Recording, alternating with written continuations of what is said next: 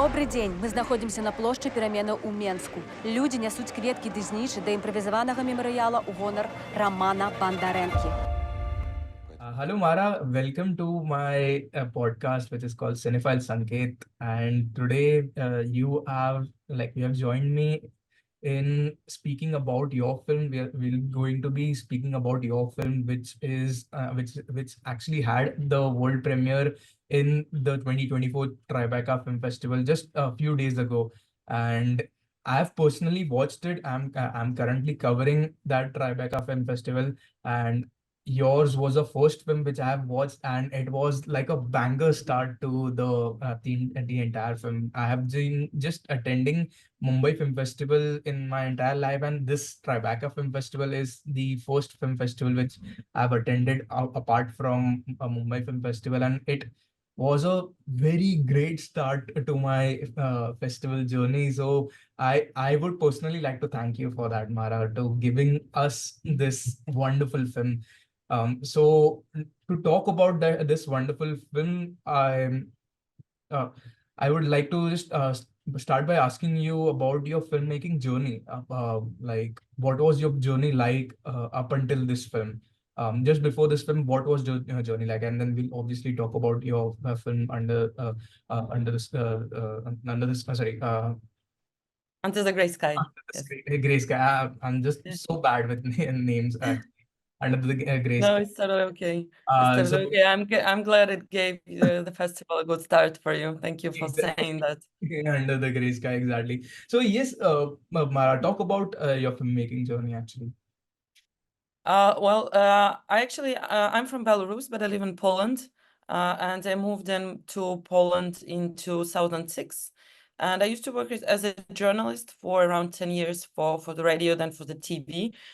So I moved on to the filmmaking from being a journalist. I went to Warsaw Film School. And after graduating that, I worked for a couple of years. I worked, as a script supervisor, as the first AD on sets. And then I did this mentoring program in Poland, in Warsaw, which is called Wajda Studio, which was actually found by Andrzej Wajda. And this mentoring program led to creating the short film Live, which gave a start to the full feature. Before this is my feature debut, Under the Gray Sky. But before that, I had I had 5 short films done during my film school years. It took me a while. I started the film school in 2012. So that's how it's been. I directed commercially as well, like a TV series, so this kind of things. Oh wow, that's so great. Like it's quite a long journey, but now you are finally starting out with your first feature, which is Under the Gray Sky, which you have directed. So also for the audience, I wanted to inform them about just a small bit of synopsis, which I have also personally received from the festival, that it's about this lady journalist and a camera woman who is filming the protest 2020 protest in Belarus, and it's also about the husband, the husband of the journalist, who is also suffering his own in his own way, and to get the journalist out of prison, because she was arrested by the government, by the police over there. So it's about both of their journeys. So just wanted to ask you, Mara, like what was the a point wherein you want to make this particular what was the reason why you wanted to make this film? And also just wanted to also ask you, what's the background of that particular protest? Could you also highlight that as well? First the background, and then the previous question. Yeah, so in 2020, Belarus had won more presidential elections that has been rigged by Lukashenko's regime. He's been in power in Belarus since 1994. And during his rule, he has changed the constitution the way that will allow him to remain president indefinitely. So the 2024 was one more election, and a lot of people felt that their votes were not counted. A lot of people were actually expressing their feelings towards the regime. And after the official results of the election were published, which were obviously rigged, well, a lot of people protested, and it was the most intense protest, peaceful protest happening in Belarus for the past, like in the whole history of the independence of Belarus. There were hundreds of thousands of people out in the streets for 3 months. People were protesting, and the government was brutally putting the protest down. The protesters were beaten, were tortured in detention centers, and it was just a wave of horror what was happening, and the cruelty with which the government operated was just unprecedented. And it was a very difficult moment for independent journalists as well, because obviously they were a target themselves as the ones who were showing the way the police acts and the way the demonstrations are being pacified. And also it needs to be mentioned that during this pacification, several people have been killed. And my story starts at the point when one more protester has been killed by the government, but actually this time he was not protesting at the moment. He just saw outside his windows the police forces, plainly dressed police forces, who are ripping down the ribbons with a symbol of protest. So he walked down to the empty yard and he tried to stop them, and they took him and basically they killed him. The next day he was just taken to the hospital unconscious, and he died. So this is a point when the story starts, and it happened already 3 months into the protest in Belarus, which was by that time, it was a little bit falling down, well, because it was so brutally pacified. But this murder of a person in his own yard in the evening, the person who, just walked down next to his own home, infuriated people, yes, and it gave a new wave to the protest and the new energy to those people who started to feel a little bit tired of not getting anywhere with the protest. Well, obviously for me as a Belarusian, what was happening in 2020 was very intense and painful. And although I was living in Poland already, well, all the tension, all the emotions were there. Well, it's my homeland, it's and I also was very connected with what was happening in Belarus because I come from the family of independent journalists, and I used to be an independent journalist myself. I used to cover the protests happening in Minsk, the elections before, I used to go to those protests as well. So much was happening, but like the way it was happening, it just filled me with, with powerlessness. What can we do? What can we, how can we react to something like this happening? And when the girls were detained, they were sort of the first journalists who were, well, the journalists were prosecuted, were targeted before, but basically they were arrested. They spent several days in detention during this protest, and then they were fined. They tried to scare them, but at this moment, the case of those journalists was sort of a breaking point, because they were the first ones who did not get released after the administrative arrest and who got criminal charges and then got sentenced to a long prison term, an actual prison term, which back then seemed like a dissociation of some reality. We thought we learned how to navigate, and also the way it happened.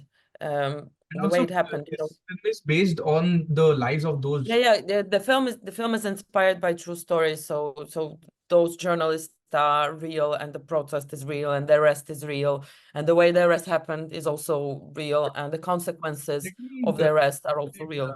Just go through the process. Like, when did you start by thinking about this making of this particular film? Like, when did you think about this? The idea came to me I'm trying to. I think it was 2021 after the girls were sentenced already, so they got 2 years of imprisonment. But well, my husband is a person who organized from the technical side of things those transmissions. So he worked with the girls closely, and I also was, obviously close to the process. And when he told me how they got arrested, like he told me they are in the apartment and the drone tracked them down, and then the police forces broke down wrong door, and then they got, that sounded like some sort of absurd action film. You would not believe it if it wasn't real. So that was the inspiration. I felt like this episode is a very bright one to portray what's happening in Belarus, and I had this opportunity at Vaida School, where I was at this moment, to make a short film, a 15-minute short film, and they selected my project, so the short was made. And when the short premiered, the producer I worked on the debut feature decided that we have to switch to this topic and to develop it in a feature film. But it was quite a fast process for the feature film, because they started to work on it 2 years ago. Yeah. The short film was called Live, right? Yes. Oh, wow, that's great. And it's finishing the festival circuit now. Like, it's been 2 years since the premiere. Okay, now I am excited to watch that film actually, because I have also I've watched your film. It's so great. Now I'm excited to watch what was the initial thing which you have made, which the initial film, and what got inspired to make this particular feature film based on that. The short film is a little bit different, because what I was going for in the short film was trying to create this sort of a little bit genre film, this tension thriller film, which is happening in the apartment. So the episode is sort of repeated in the feature film, but in the feature film at the starting point, and it happens a little bit differently, the rest of the girls and the transmission. And the short film just portrays this very episode, them working from the apartment. Wonderful, wonderful. So obviously this you're currently as in you're currently based out of Poland, right? So obviously this film is set in Belarus. I just wanted to ask you, obviously, it's neighboring countries, I believe. I'm not so sure about the geography, but it is. So how did you just manage to show Belarus managed to show and also create Belarus in setting and obviously creating it in Poland? What was the main challenge of that? Could you please walk? Well, yeah, the process was quite challenging, because we also worked on a very tight budget, and we did not have, the freedom to build a lot of stuff. So we had to find places which would fit the atmosphere and fit also the places which are very well known from the news and from the media.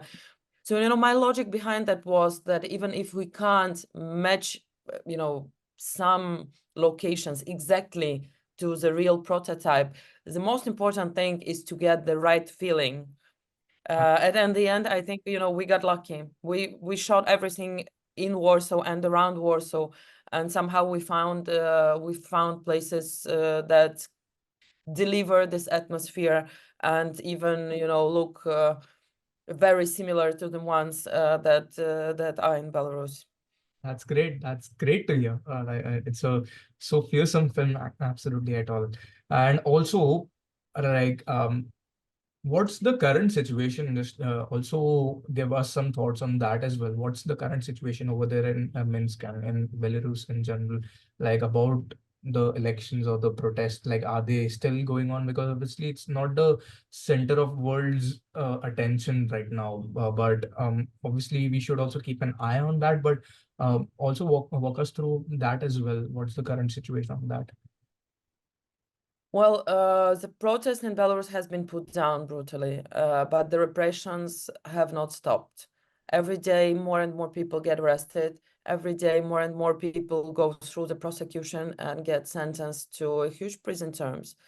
There are currently more than 30 journalists imprisoned in Belarus with prison terms like 5, 6, 8 years of prison. The political elite of opposition leaders who were trying to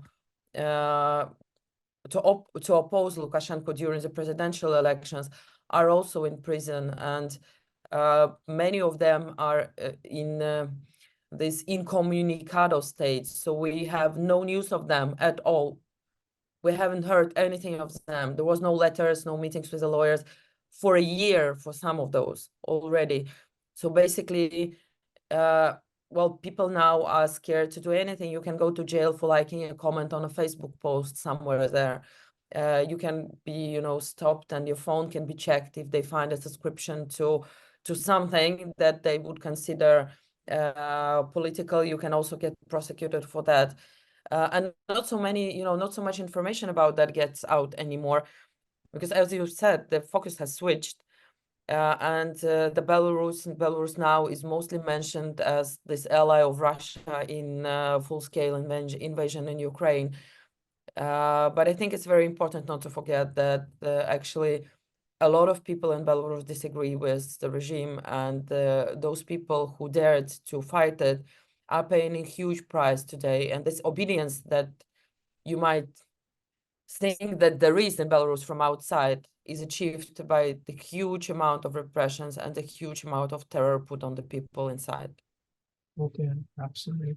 Mara, when I watched this film, I felt so like frustrated because it's quite similar to the situations which are happening in India as well. Not just like the peaceful protests were then were interrupted by the authorities, and like they are like so much similarities which I faced, and and didn't personally face obviously, but like I have seen in the local news, and like so much situation which were very similar, and I could definitely relate to like your film and the perspective of your film as well, the point of view of a journalist who's trying to like cover this, and they like and also the situation, the journalists which are currently in India as well, because obviously like everything right now is like on the payroll of the current government, like every major news channels in India, and like a few people which were trying to be not biased, and they were like critiquing the current government over here in India, the current Modi government, which is currently has been re-elected for the third term, is like some people were critiquing them. They were then like eventually they had to resign. Like some journalist called Ravish Kumar, which I duly follow him, and he had to resign currently from the current news organization which he was working in, because his new news organization was bought in, was taken over by a person who is a close ally of the current government, and it's like not a good situation at all in India as well, in a journalistic point of view, and that's the main reason I so much loved about this, and the main also the one other reason which I loved, why I loved your film, Mara, because it felt like a film which I've like watched it 5 years back, 5 or 6 years back, which is a Black Klansman, which is directed by Spike Lee. It's a Hollywood film, and the last portion where you like show the entire protest, you cover some faces as well of like true people, of real people, and it felt so much like Black Klansman, that currently this is the situation and this is the footage, the real footages of the people, and it's so horrifying and so disturbing, and it's so much great, and I totally salute you, Maria, Mara. I'm so sorry that you made this particular film to be watched by the entire world, and had its premiere, world premiere in in New York, which is the center of like one of the main centers of the film industry. Not and people, everyone look up to Hollywood, and that's the reason. It's so great, and that's the reason. And I'm so hoping that your film travels to the entire world, and the entire world actually gets to see this film, which you have made. from your and like from your entire heart. You have given your entire heart, and I can see that in the film. And hoping the situation gets better in Belarus for journalists and for citizens as well. So, just a last quick question on a lighter note. I wanted to end, Mara. Uh, so this is since this is a cinema based podcast, and I like wholeheartedly we talk about films in general, their favorite films. I personally wanted to ask you what are your like 3 or 4 personal favorite films, and also talk about them just very briefly. Well, I think I'd have to say that my favorite film of all times is a film called Tribe by Miroslav Sawobrzycki. It's it's a very, brutal film in this psychological way. It's a very brutal story, but it's done amazingly by the director. The whole film is about deaf people, and the whole film is actually in sign language, and you do not get the translation of that. But you start watching it, and you start to understand the way they commute and the way the director has portrayed, this very particular community and the rules that they have in this community.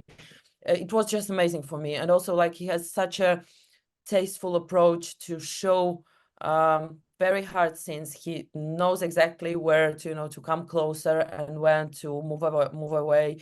You do not feel manipulated at any way. He uses very long shots just to follow the character, and it has this very, real life feeling, this very continuous feeling in this story. And I'm really amazed by how he does it. And I learned a lot from this film. And every time, I approach making my own films, I remember I try to get back to some parts of it. But the thing is, I've never watched it fully twice because it's such a hard film to watch. I watched it once in the cinema, and then I was just like, okay, I will do parts of it, but I'm not sure I can go through the whole thing again because it's very, it's a very heartbreaking story. That would be number one. Number two would be Haneke and his love. I mean, how can the film is called Amor, love. How can you? It's a story about two elderly people, and one of them is giving Michael Haneke is more, yeah, yes. yes. Yes. And this, this is such a delicate thing to portray, how he grasps this real deep meaning of love in this heartbreaking story in basically one apartment, and how you watch it and how you live with them. And also, I really admire the way he works with sound and the way he doesn't give in into this temptation to reinforce your message with additional sound and music, and to give you emotional cues. How are you supposed to feel? And that what I took from him as well. I try to be very cautious with the music in my films, and to try to to trust that the audience will get in the emotional point by themselves, just by the story. And then maybe then I have this there are a lot of films. I'm not very big on being inspired by old movies, by the classical movies, but yeah, so this independent American filmmaking, let's call it this way, Three Billboards Outside Ebbing something, Epic Missouri. Missouri. 3 Billboards uh, Outside Missouri by Martin McDonough. Yes, such a great film. I mean, the way they use color to symbolize teeny tiny things, the way the way they incorporate this red thingy under the blue costume of the main character. And also, I very liked Nomadland, and I also, for a long time, I called Darren Aronofsky my favorite director, but he has those two streams of film in a way. I was raised on Pi and then the Requiem for a Dream, which are obviously very inspiring, and the Black Swan as well, the wrestler. But when he did Mother, I was like, yeah, I have not grown up to this level yet, not yet. Wow, that's Yeah, so. that would be I think my film inspiration. Of course, Polish Film School and Kieslowski and the whole wave of films portraying, they call it the films of moral anxiety or something like that. I don't know how exactly to translate the term in English. So the stories that are focused, on psychology, on moral choices of the characters within the system, within the, with very socially incorporated stories. Yeah, but if I had to name the films, those would be those. That's so great, Mara. That's so great. Thank you so much finally for giving me this time and to speak about your journey and your like your film, this film which you have directed, your first feature film, which is Under the Grey Sky. Hoping for the best to happen to you. I just wanted to give some things to the audience that this film is also playing in the Tribeca Film Festival on Saturday, 15 June, 11:15 a.m. Village East by Angelica. So you can check it out over there if viewers are watching this. And also, like till then, please do subscribe to my channel, and there will be some other interviews as well with filmmakers. I hope so. But I'm so glad that I got in touch with Mara and arranged this interview. I'm so glad to know her passion about making this particular films. So hoping to see you and hoping to also and hoping this film also travels to other festivals as well. So thank you so much till Thank you then, so much. Amara. Thank you so much for having me. Thank you for all your kind words. The support for this film means a lot for me. Thank you. Thank you.